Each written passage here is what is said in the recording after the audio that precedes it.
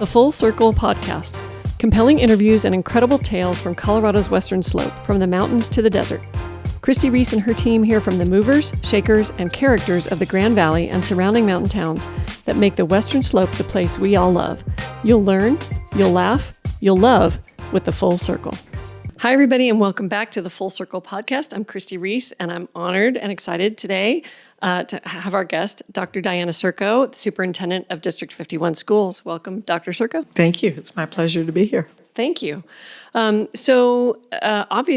a lot of industries and businesses had a crazy year with COVID in the last year, but I can't imagine what it was like to work with kids and in the schools and everything that you had to deal with. Can you talk a little bit about what the last year has been like, year and a half, really? Well, that's it. It's really been 18 months, and I think that in some ways it's gone fast, in other ways it's gone slow and very slowly, in the sense of, it's funny, I went back and I was looking at 20 as I was kind of writing down some different, milestones along the way. And certainly when we all went to spring break, in spring 2 years ago, you expected everybody to come back from spring break like they always do. And of course, then we were on remote learning. The governor shut down all the schools across the state, which was a wise thing to do because none of us really knew what we were dealing with.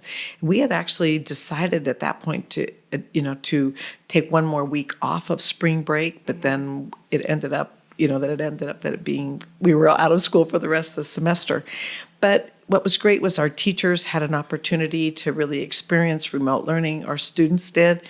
And what people found is that it's great for some students, but not for everybody. Mm-hmm. And so that was kind of a resolve that it gave us for, as we looked at the next, that summer preparing for last school year, we knew we wanted our kids to be in face-to-face learning. We also knew that for some students, though, they loved that remote piece. So we, opened and kind of expanded Grand River Academy so that they would be able to accommodate students. In fact, they started the school year last year with 3,000 students. Wow. In online learning. And this year we have about 400, and the remainder of students, all of our, over 21,000 of our students are back in in-person learning. So I think it's been a great, as someone who's been a long-time educator, 47 years, it's been interesting to experience stuff I had never experienced before. Certainly not an international pandemic. I mean, we had norovirus or you have a flu outbreak, but nothing like what we dealt with COVID. And so I think it's been an interesting experience, but it's also been, especially last year, people just came back so happy to be there. Yes. And, we got great support from everyone and, parents trying to help their kids. And if they didn't like, the online program, then they came back to face-to-face. And the kids who wanted to go back to online did that. So we had that kind of ability to be, really nimble in what students needed. Well, and I have two students, so I really appreciated that there were options because we were all struggling with what's the best thing for my child right now and how are they going to learn the best. And it was tough to figure out, but it was nice to have the options. Well, thank you. And, that's because I know as a parent myself, and of course, all my kids are grown, and I now have, 4 granddaughters, and 3 of them in Nebraska, one's in Aspen. So none of them are in our system, but I know they were going through those same anxiety of, well, if they open the schools, do we want to send our kids back? Do we not? It was a hard time for everyone and still continues to be a little bit. So I know in our industry, we experienced a lot of things that made some things more efficient. We put in a lot of things into practice that actually we're going to carry through now to our today's business. And we didn't expect that. So what kind of practices do you think have emerged that are new and better because of COVID? I think we're more efficient with how we do meetings because, we have 3 different administration complexes where our staff members are, actually 4. And so some of them are smaller than others.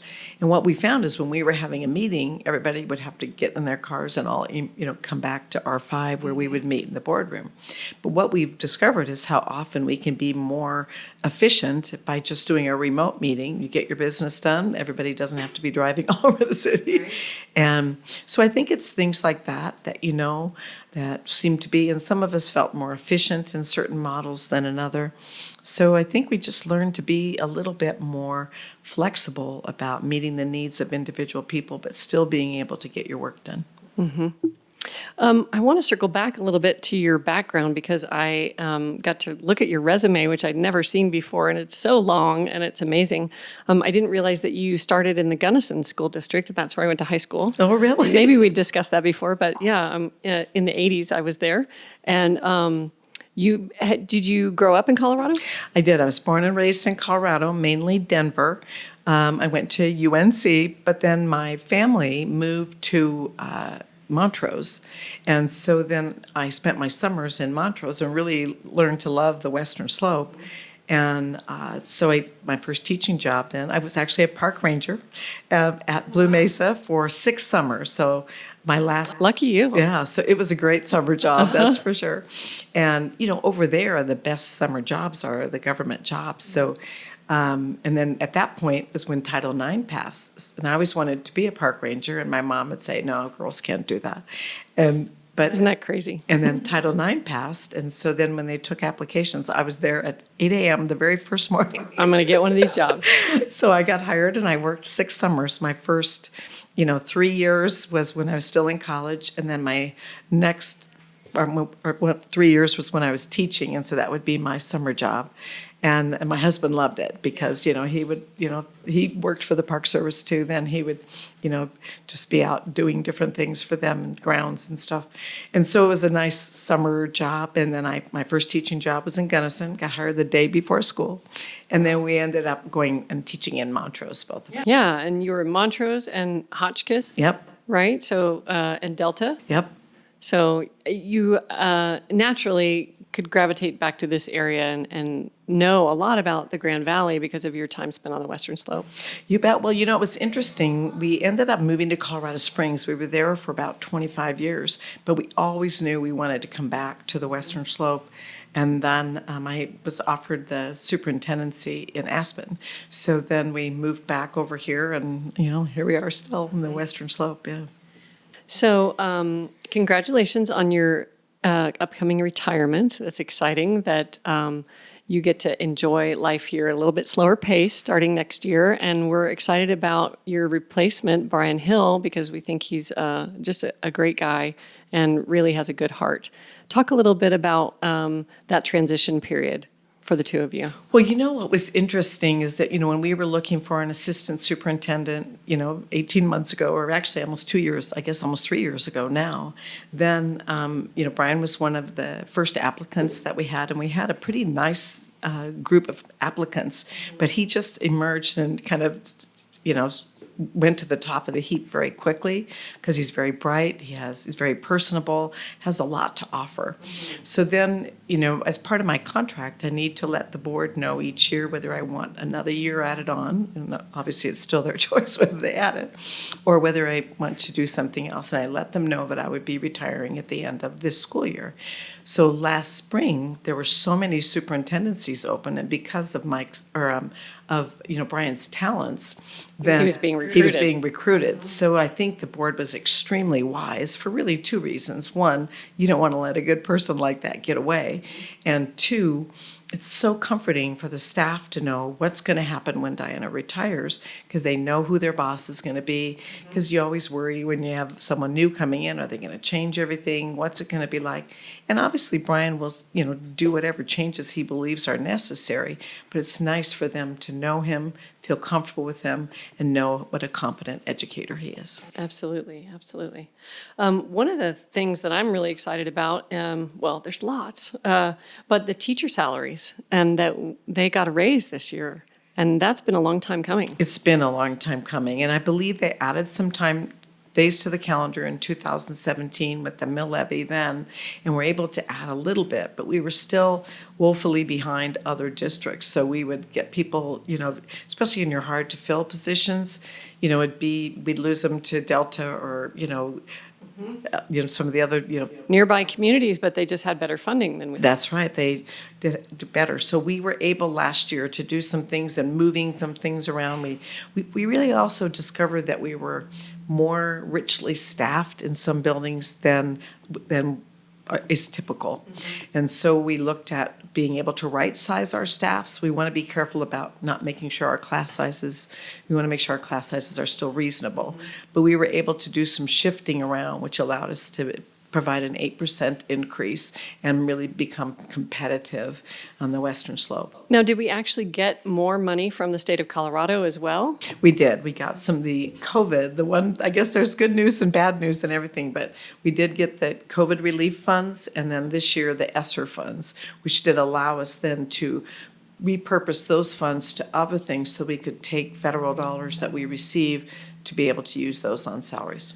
So where are we as compared to the other school districts in the state on that playing field? I mean, are we still behind the other districts? We're still a little bit behind where we want to be because particularly, it's hard to recruit. What's interesting is, back when God was a child, when I began teaching, then there were, 70 applicants for every job. I mean, it was just crazy. Now there's about 70 jobs for every applicant.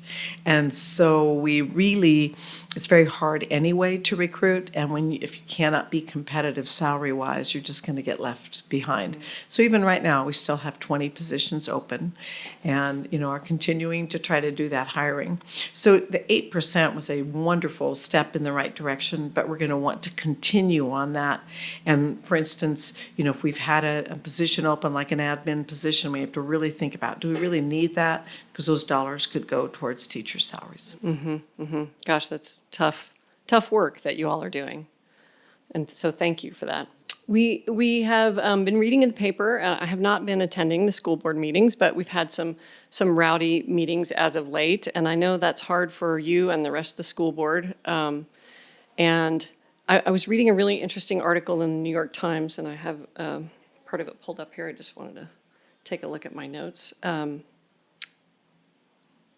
So we're talking about how schools have long been battlegrounds for America's culture warriors on issues ranging from sex education, disease segregation, public prayer, to evolution, to the Pledge of Allegiance. Cultural cage matches are frequently fought on the backs of local schools, with board members, educators, and students too often caught in the fray. I thought that was a really interesting take on that, and I think we have to remember that this is not new that things are getting played out in schools because people are worried about how their children are being educated and who's teaching what. But how do you address the decorum in the school board meetings? Well, it has been interesting. I think that the fact that people have been going through this for 18 months, I think there's an overall fatigue level people are feeling. I think people felt like, once the vaccine came along, then that should help and things will get better. And then the variants have shown up. So I think part of it's just a reflection of people's overall frustration level. Absolutely. But I do always feel especially bad for our board members. They're volunteers. I mean, yes, they're elected, but they're not paid for their position. So it does seem, kind of certainly inappropriate for them to be the receiver of that anger and frustration. But I do know that we represent a lot of kids, over, 21,000 students. So we know that there's going to be some families that are not pleased with everything that we're doing. And a lot of people come in, sit down, have a good, reasonable conversation. I think that it's just been harder to do that right now. And it is somewhat comforting to see it happening everywhere. But we're not the only district that's experiencing that. Yeah. And you can't please everyone. I mean, in every industry, we struggle with that. We'd love to please everybody, but we can't. Somebody's going to be upset about a decision that you make. You bet. And you still just have to make the best decision you can make. Most definitely. And there's things such as critical race theory. And I can tell you, as someone who's been an educator for 47 years, I have never seen critical race theory taught in any public schools. And it's certainly not occurring here. We've tried to help people say it's not in the Colorado content standards. But it's been interesting topics such as that have kind of come out of nowhere. And so you're kind of thinking, well, where's that about? But I think it may have happened somewhere else. And then people kind of pick up on that. I think people want a great education for their students. They want them, or their kids, they want them to be safe. So I think part of it's just that overall fear about all of this. But obviously, you want us to reflect for our students and model for our students to be able to disagree in an agreeable manner and to raise those issues constructively. We have a back-to-school task force, keeping kids safe school task force, and we have a lot of people in there who participate in those board meetings, but they also are able to really reflect and give those perspectives in a real constructive manner. So I think the majority of our parents will be able to do it. I think they kind of get caught up in the moment and their own frustrations with us. Certainly a frustrating year for a lot of parents and a lot of unknowns. And I think that everybody's trying to be civil, but you're right. I think there's just sometimes things boil over. So everybody who's listening and watching, thanks for being kind to our school board members. They work hard, and our administration and staff and teachers, everybody there working for the good of the kids. Let's talk about the new Grand Junction High School bond measure, because I know that's top of the list for projects for this year. It really is. And, as you know, in 2019, we had an election that it really only failed by about 300 votes, but it only takes... Heartbreaking. Yeah, it was very heartbreaking because it's so needed. And, there's been some great articles in the paper about the fact that the building was built in 1956, and the district's done a good job, because sometimes people will say to me, well, how come the district hasn't kept it going? Well, they have, but there's only so much you can do with a building at that age. And I don't think they realize the amount of wear and tear a building could get with 2,000 students in it. And, at any given time, 1,600, right now, 16 to 1,700. And so I think that it's definitely needed. And the other thing is they're in the center of our community. Mm-hmm. So I think it ends up for many people, if you're new to the area and trying to explore whether or not you want to come here and move your family here, it's a strong statement about what do we value as a community. So obviously we're really excited to, with the prospect of having a new high school and hoping that our voters can get as excited about that as we are. I hope so too. We're big supporters here at the Christi Reese Group, and we think it needs to happen because we see a lot of people come look at property here and say, I don't know about your school system as far as, what you all value. I mean, that Grand Junction High School is pretty rough.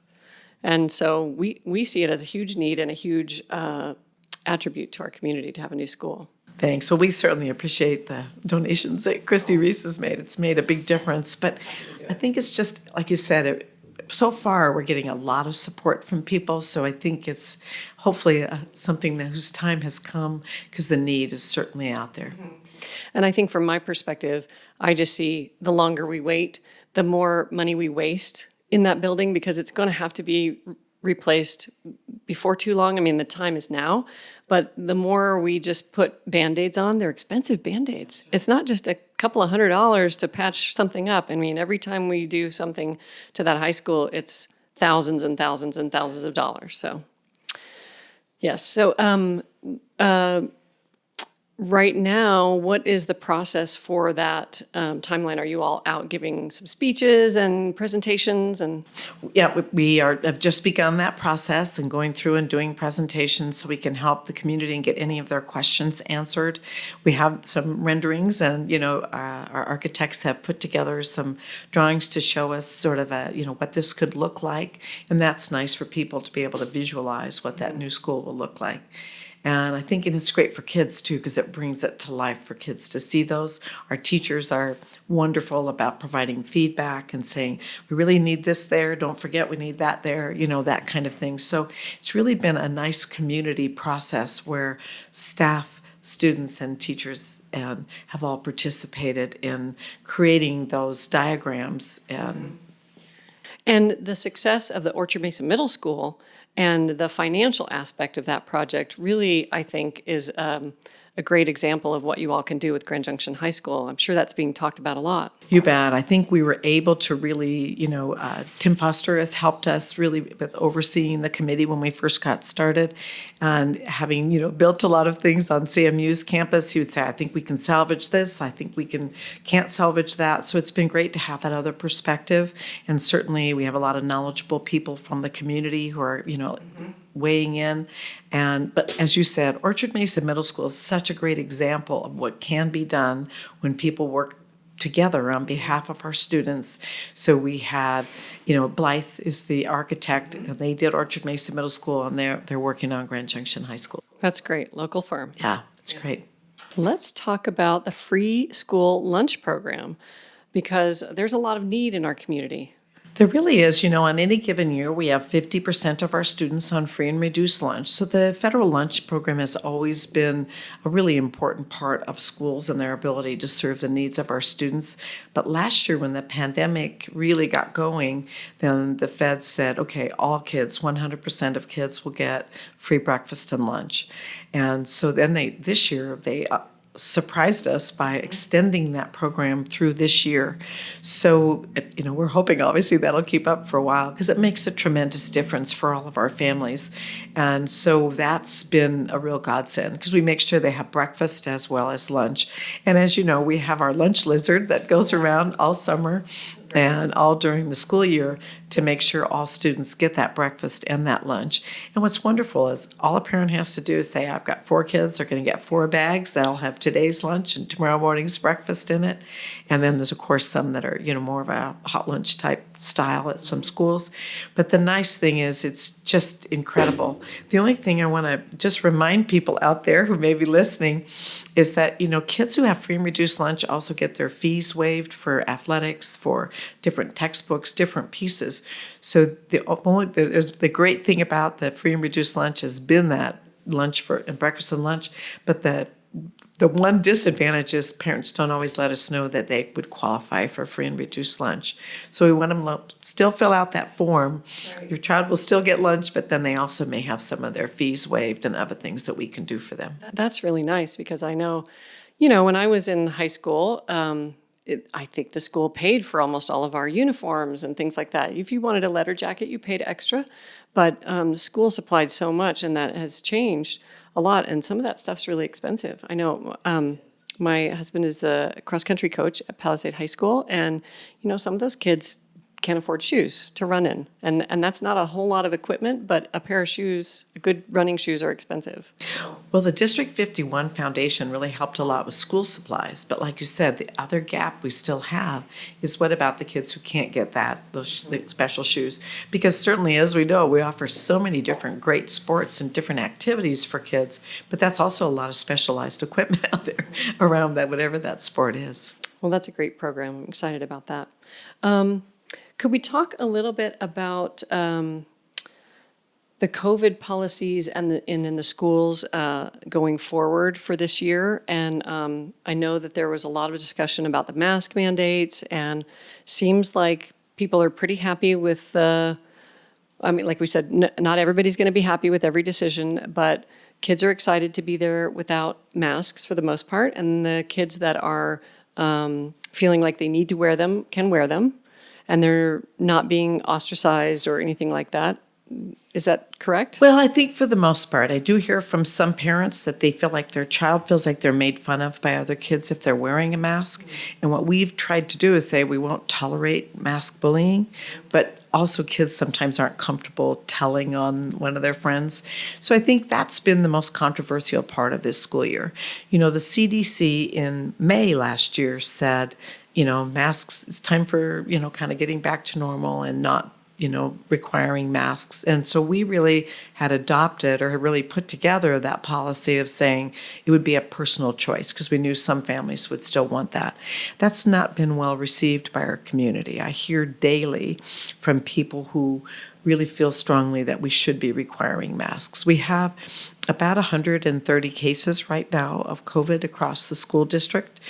And what we found is, some people say masks don't make a difference, but I will tell you that one of our policies is when someone in an elementary classroom tests positive for COVID, then all the students in the classroom have to wear masks for 14 days. And at one point we had 29 classrooms, that was the case. And then those kids all wore masks for 14 days. And then at the end of that, only 4 students in the 29 classrooms tested positive for COVID. So that's some pretty good empirical evidence that masks do make a difference. So we're really looking carefully. And then, as you know, CDC switched gears in middle of the summer and then has said we should be requiring masks. And I think that's due to the variant. And now we've picked up another variant. So, we meet with the health department and talk with them regularly about this. We look at what's happening across the state. So each week we reevaluate it. We have our Keeping Schools Open task force. You really have to look at it every week, don't you? And see what the numbers are and what the protocols are indicating. Yeah, because the last thing, that you want is for kids to be in any way disadvantaged by any of our policies or procedures. So it's hard because some kids feel like they can't breathe if they have to wear a mask. Others feel like they feel safer with their mask. We thought making it a personal choice would kind of even that out.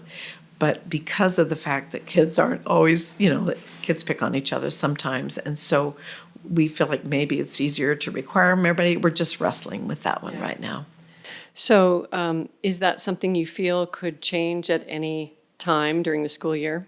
It certainly could. In our policy and the procedures we put out for families, there's nice bold letters. If the situation changes, these guidelines may change, and this may be one of them. And some parents would be very upset by that. Others would be very relieved by that.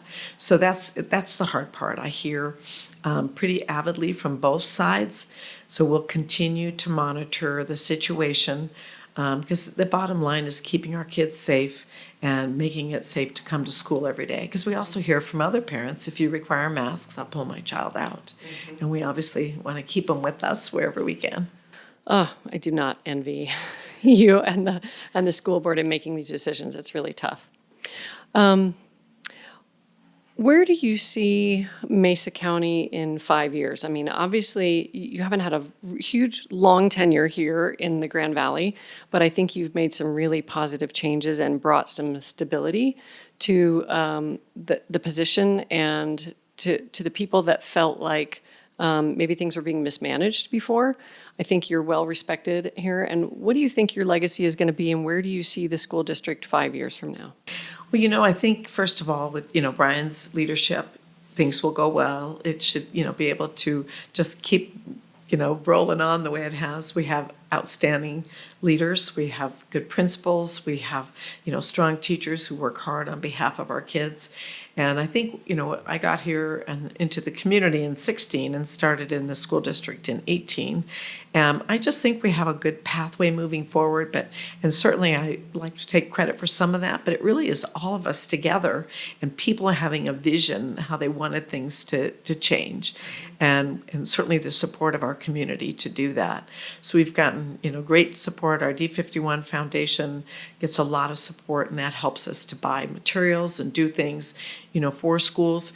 And so I hope we can stay the course with that, and I think it will only continue to build and move forward because I'm sure, just as each year we have new things we add because we think this would be great. We've done so much. The 2017 mill levy made such a difference in being able to buy up-to-date educational materials and books.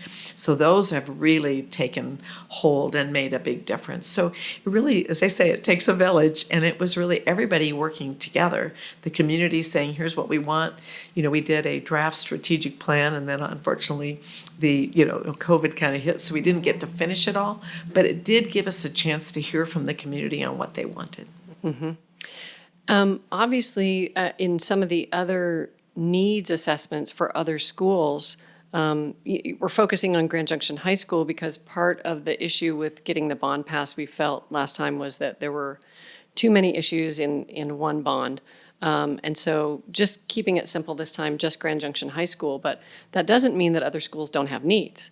What are some of the other needs that you see that will have to be addressed in the future, in the next few years? Well, certainly, Central High School needs some work on its back wing, on its north wing. And one of the things there, too, is it's not handicap accessible. So it has a third story. So if a student's taking a class on the third story, and they're in a wheelchair, they can't get there. There's not an elevator. So in other words, we need to make that building handicap accessible. The other thing is the area, the growth in Fruta is great. And while we did add some space when, with the dollars left from the 2017 mill levy, it really needs to be addressed in terms of adding a back piece to thru middle school so that we can add about 20 to 25 additional classrooms, maybe more. And what about security measures district-wide? How are we doing on that? I think we're doing pretty well, but there's always more that can be done. You always feel like we've got this in pretty good shape. Tim Leon's our head of security, and he has his staff well trained. We certainly have a partnership with the police department and the sheriff's department, and they're very good about responding. But I think there's always more that can be done because, unfortunately, crime also has changes that happen with it and gets more complex as there's more things available out there.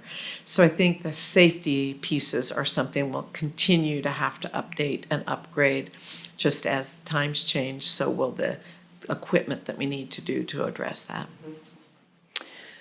Well, I think that's all the topics that I had written down that I wanted to talk about today, but I wanted to ask you if there's anything that you'd like to share, because I know a lot of time you're just being asked questions and questions and questions, and you're answering so many questions all the time.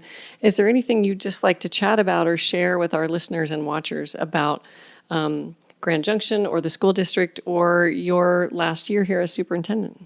I've just really enjoyed it a great deal. I was working at CMU and teaching in their master's program for people who wanted to be principals. When I first retired, that's what I was doing. And I enjoyed that a great deal. But when I had the opportunity to come to the district, I really enjoyed it. And I'll get all choked up when I talk about it. But, I appreciate our staff for all they're doing under difficult times. Yeah. Well, it's okay. Understandable. And it's great, though, to get to, I go to a lot of student events, and that's what kind of fills my bucket and helps you feel, great every day to go back to work. But I just greatly appreciate, we do get, even though you see the people who are frustrated, and they're allowed to come tell us that, but, I think you see those kinds of things, but people also tell us lots of great things. And I get a lot of sweet notes from people about how much they appreciate their kids being in school and how things are going in the district and the new programs. And, we have the new P-TECH programs in so many of our schools. And, like at Grand Junction High School last year, kids got 1,400 credits. And kids across the system last year got over 800 certificates from WCCC, so could finish school, walking right in and getting a welding job or, other type jobs, medical assistant type positions. So it's just great to see the things going on. And it's just been a real pleasure to get to watch that and watch the district continue to grow and develop. Well, you obviously have a passion for kids and making their lives better. So we appreciate you. Dr. Sirko, thank you for your service, and we wish you the best of luck. We'll see you before you retire, but really excited for you and all the good things to come, including the passage of the bond for Grand Junction. Yeah, fingers crossed. That's what we need, that's for sure. Thank you, and thanks everybody for watching and listening. If you'd like more information about the school district, we'll include some links, and also I think an email where you can be contacted because you answer a lot of emails. So. Thanks, everybody, and we'll see you next time on the Full Circle. Thank you so much. Thank you. Thanks for listening. This is Christi Reese signing out from the Full Circle podcast.